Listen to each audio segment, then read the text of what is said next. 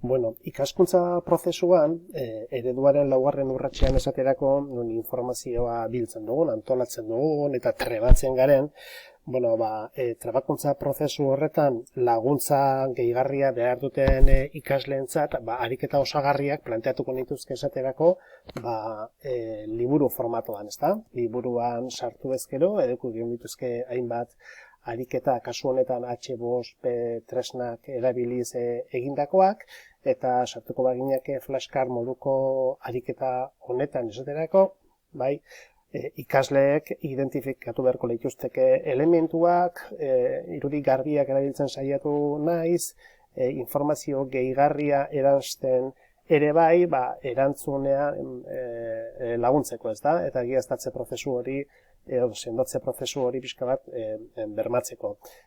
Lizentziamenduari dagokionez, erabilera eskubideak, Creative Commons baliabidea erabilita proposatu dut, era horretan CC BY lizentziapean argitaratuko litzateke, eta jarriko nuke irabili ditugun irudi horiek fabrikanteen katalogotik abiatuta lortu izana, ez da? Eta hori beste erabat topatu ez dudanez, gutxienikan ere, erabilitako iturri horien iturria zein den zehazten dugu. Orduan, esan bezala, gure ariketa hauek era asinkronoan egitea, proposatuko liratekeenak, beti ere liburu berde gisako Moodle baliabidean planteatuko nituzke.